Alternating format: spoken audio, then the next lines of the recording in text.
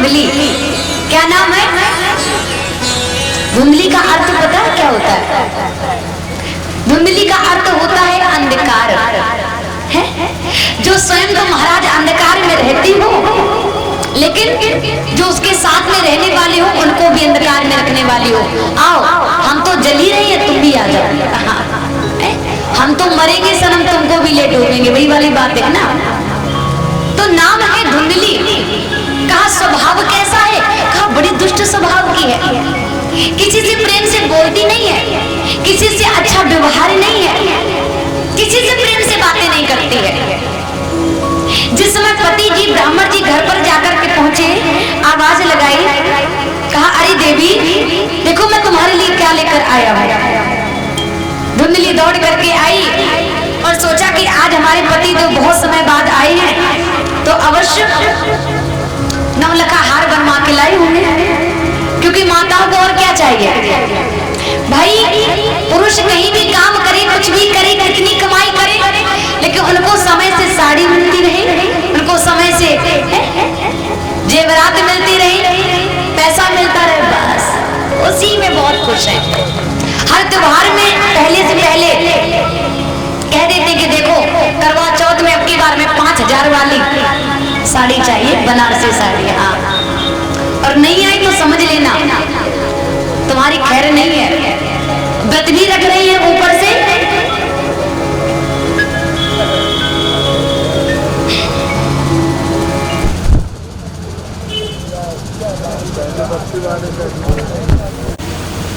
तो धुंधली ने सोचा कि पति देव हीरे जवाहरात मोती लेकर आए होंगे, और जैसे महाराज झोली से फल को लिया और फल को निकाल के रखा, तो कहते उसी समय धुंधली ने जैसे हाथों में फल को देखा, धुंधली ने कहा ये क्या है?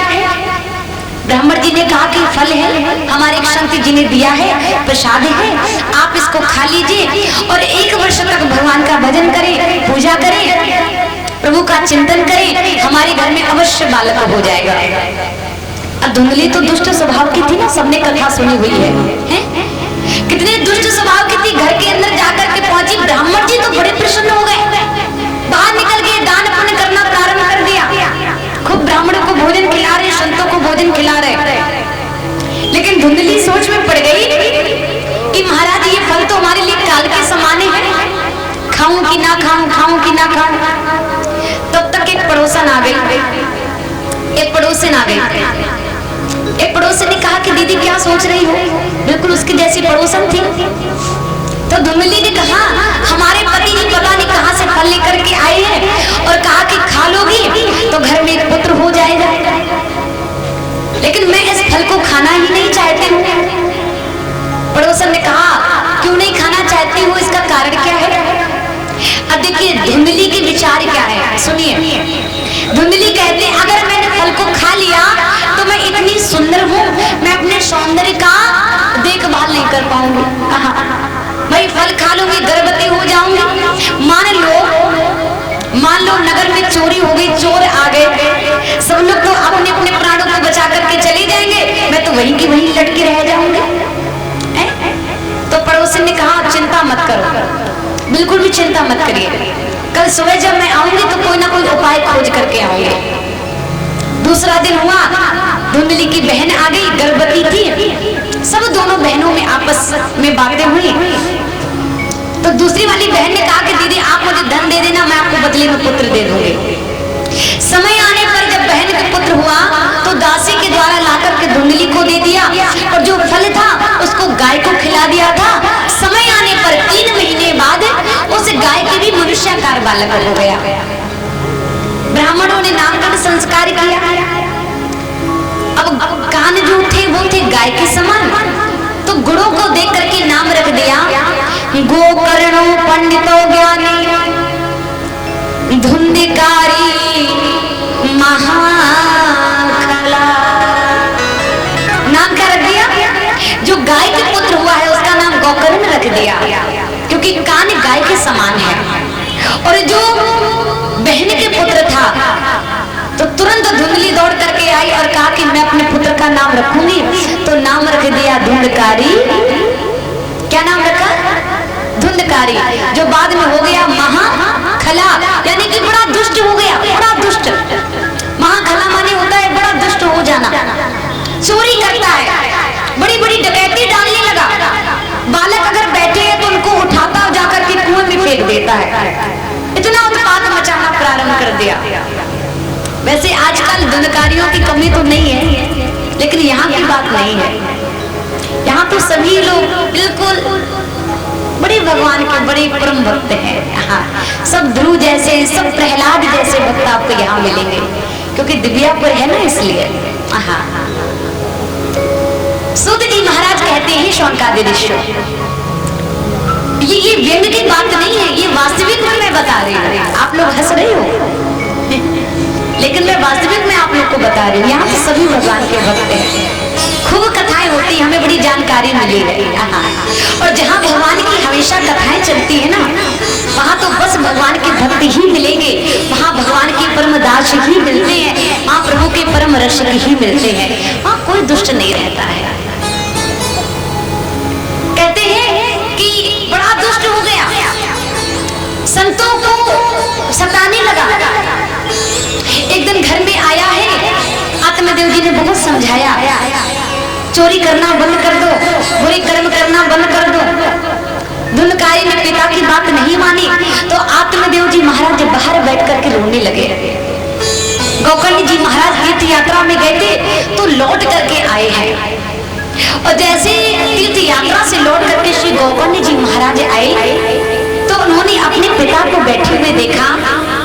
तदानीम तु समागते गोकर्णो ज्ञान संयुक्त बोध्यामासं जनकम वैराग्यम परिदर्शयन्। उसी समय भक्त श्री गोकर्ण जी महाराज संत पधारे और अपने पिताजी के पास में पहुंचे। पिता से जाकर के पूछा कि पिताश्री आप क्यों बैठे हैं, क्या बात है, आप क्यों रो रहे हैं, क्यों दुखी हैं? आत्मदेव जी ने कहा कि मैंने सोचा नहीं था कि घर में ऐसा दुष्ट बालक हो जाएगा। बहुत समझाता हूँ, बहुत मैं इसको ज्ञान की बातें बताता हूँ, लेकिन मानता ही नहीं है। अब देखिए, श्री गोकर्ण जी महात्मा अपने पिता को ज्ञानोपदेश देते हैं। पिता से कहा कि पिताश्री एक बात बताऊं, अगर आप यह सोचें कि मेरा पुत्र मेरी बात मान ले तो ऐसा संभव नहीं है। अगर आप यह सोचें कि आपका पुत्र आपको सुख देवे तो ये भी संभव नहीं है। क्यों? नाचेन्द्रस्य सुखम किंचिन सुखम चक्रवर्तिनः सुखमस्तिं विरतशे मुनिरेकांत जीविना।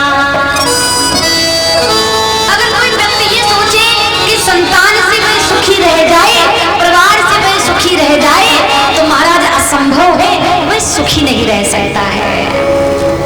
कोई ना कोई उसको दुख अवश्य देगा, कहीं से दुख मिलेगा, कहीं से दुख मिलेगा, लेकिन उसे दुख अवश्य भोगना पड़ेगा। क्यों? क्योंकि ये शरीर जब नाना प्रकार की जब पीड़ाओं से जब रोगग्रस्त हो जाता है ना, तो हमको कितना कष्ट देता है। ये शरीर में अगर एक रोग हो जाता है तो बताइए हमारा बैठना, हमारा लेटना बड़ा असंभव हो जाता है, अशनीय हो जाता है, कितना कष्ट होता है हमें। तो आप विचार करें कि जब ये शरीर हमारा हमें सुख नहीं देता है तो दूसरा व्यक्ति हमें सुख कैसे दे सकता है? मुनिरेकांत जीविना। अगर जीवन में वास्तविक सुख का अनुभव चाहते हो, सुख प्राप्त करना चाहते हो, तो ऐसा करो, भगवान के चरणों का आश्रय ले लो और भगवान का भजन करो। क्योंकि बिना भगवान के भजन करने से कुछ भी संभव नहीं है। जीवन में कोई आनंद नहीं है। ये संसार की वस्तुएं जो हमें मिल रही है ना, ये तो एक क्षणिक मात्र सुख है, लेकिन वास्तविक में अगर आनंद पाना है, अगर हृदय का आनंद पाना चाहते हो तो श्री ठाकुर जी की शरण में जाकर के प्रभु के चरणों को धारण कर लीजिए, प्रभु के चरणों को पकड़ लीजिए। हमारे गोविंद ही कैसे हैं जो आपके समस्त कष्टों को, समस्त आपके दुखों को दूर करते हैं। बाकी ये जीवन, ये संसार क्या है? सुख की आस तजो मेरे भाई, ये जगत बड़ा दुखदाई है। गोकर्ण जी ने समझाया, पिताश्री देहे अस्ति मास रुद्रे अभिमतिम तजितयम् जाया सुतादीशो सदा ममतामिमोचये पश्यामि सम जगदिदं क्षणभङ्गिनिष्ठं वैरागी रागी रसिको भो भक्ति निष्ठा। गोकर्ण जी पिता से कह रहे हैं, देहे अस्ति मास रुद्रे अभिमतिम तजितयम्। पिताश्री ये शरीर भी साथ छोड़ देता है। कभी कभी आप देखिए कितने रोग हो जाते हैं। और वास्तविक में किसी ने पूछा कि संसार में सबसे बड़ा धनवान कौन है, सुखी व्यक्ति कौन है, तो हमारे संतों ने कहा कि सुखी व्यक्ति तो बस एक ही है। कहा कौन है? कोई तन दुखी, कोई मन दुखी, कोई तन दुखी, कोई मन दुखी, कोई धन बिन रहे उदास, थोड़े थोड़े सब दुखी, सुखी राम के दास। सुखी राम के दास कौन है? कहा जो सच्ची हृदय से परमात्मा की शरणागत हो गए हैं, बस वही सुखी हैं। बाकी तो कोई तन दुखी, कोई मन दुखी, कोई धन बिन रहे उदास। कोई तन से बड़ा रोगग्रस्त है, जिसके पास सब कुछ भगवान ने दिया है, वो अपने शरीर से स्वस्थ नहीं है। जब कुछ नहीं था तब शरीर बड़ा अच्छा रहता था, और आज भगवान ने बड़ी बड़ी फैक्ट्रियां चलाना प्रारंभ कर दिया, खूब कारोबार बढ़ा दिया, हाई प्रेशर बढ़ने लगा। किसी ने कह दिया, डॉक्टर के पास गए तो डॉक्टर ने मना कर दिया, महाराज तुमने अपने जीवन में बहुत रसगुल्ला खाए, खूब छीना खाए मीठे, लेकिन अब मत खाइए, डायबिटीज बढ़ रही है, ध्यान रखिए। वैसे भी आजकल बड़ी बीमारी फैली है। तो कहीं क्या खाना है कि ऐसा करो कि एकदम सादी दाल पानी वाली और साधारण रोटी। बताइए, साधारण दाल बता दी और साधारण रोटी बता दी खाने के लिए, इतना सब कुछ है, ये किस लिए है, क्यों है? सब व्यर्थ है। जब तन ही सही नहीं है, जब तन में इतने रोग हैं, बीमारियां हैं, तो किस काम का है ये धन, किस काम का है ये वैभव? कोई तन दुखी, कोई मन दुखी। और कहते हैं जिसके पास में सब कुछ है वो शरीर से परेशान है, और जिसके पास में कुछ नहीं, जिसके पास सब कुछ है वो तन से बड़ा परेशान है। और जिसके पास सब कुछ है फिर भी कभी कभी जीवन में ऐसा समय आता है कि ये मन हमारा बड़ा ही अशांतमय हो जाता है।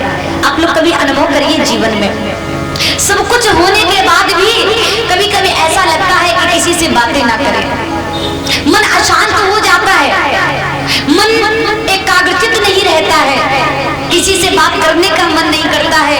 और यदि कोई आ भी जाता है आपसे बातें करने के लिए तो आप कहते हो भैया हमारा मन नहीं है बात करने का, हम अभी बात नहीं करेंगे। पता नहीं हमारा मन ही नहीं कर रहा बात करने का। 56 प्रकार के व्यंजन रखे हो, आप नहीं खाओगे, क्यों? क्योंकि आपका मन संतुष्ट नहीं है, अभी आपका मन प्रसन्न नहीं है। कोई तन दुखी, कोई मन दुखी, सब कुछ है लेकिन मन अशांत है, तो वो सब कुछ आपका व्यर्थ है। और किसी के घर में तो 4-4 पुत्र हैं, 4-4 बेटियां हैं, उनके घर में धन नहीं है, बेचारे बड़े परेशान हैं। थोड़े थोड़े सब दुखी, सुखी राम के दास। सुखी तो वही है जो एकांत में वास करने वाला हो। ऐसा भक्त, ऐसा संत नाना प्रकार से समझाना प्रारंभ कर दिया। पुत्र ने कहा कि संसार में कोई नहीं, भगवान का भजन करो, तो भगवान का भजन करने के लिए निकल पड़े, भगवान का हरि भजन करने के लिए आज चल दिए। आत्मदेव जी चली जा रहे हैं, बोले श्री कृष्ण भगवान की। आत्मदेव जी भगवान का भजन करने के लिए आज चले हैं। और बड़ा सुंदर भजन है, राम का नाम लेकर जो मर जाएंगे। बड़ा प्राचीन, बड़ा पुराना भजन, सभी लोग गाएंगे। आहा, क्योंकि हमारे सभी भक्त लोग खूब अच्छे से गवाएंगे, माताएं भी बहुत अच्छे से गवाएंगे। और आप माताएं ऐसी क्यों बैठी हैं? कारण क्या? घुटना देख लो, किसी का घुटना दर्द कर रहा है। अच्छा, ये घुटना दर्द कब तक करता है? जब तक मन कथा में नहीं लगता है। बिल्कुल सही बात है। हाँ, ये मन कथा में लग जाए तो घुटना, हाथ, पैर, मुंह, आंख, नाक सब बंद हो जाए दर्द होने। कुछ भी दर्द ना हो कहीं पर भी, ये तभी तक दर्द है जब तक मन नहीं लग रहा सही से कथा में। ध्यान रखना, इसलिए सभी लोग मन लगा करके भगवान की कथा में एकदम बैठो। और सही बताएं, देखिए सुखदेव जी ने राजा परीक्षित से कहा था कि राजा परीक्षित, अगर भगवान को प्राप्त करना चाहते हो तो जिता सनो जित श्वासो जित संगो जितेंद्रिया। अपने जीवन में सबसे पहला अगर कुछ होना चाहिए तो आसन होना चाहिए। जिस व्यक्ति ने अपने जीवन में आसन को नहीं सुधार पाया, जिस व्यक्ति ने अपने जीवन में आसन को नहीं संभाल पाया, वो तो महाराज फिर ऐसे ही है, कभी इधर भटके कभी उधर भटके। किसी ने कह दिया कि काशी चली जाओ, काशी में भगवान शंकर जी रहते हैं, और काशी में भी गए भगवान का दर्शन करने के लिए, लेकिन वहां पर भी भगवान नहीं मिले। तो कारण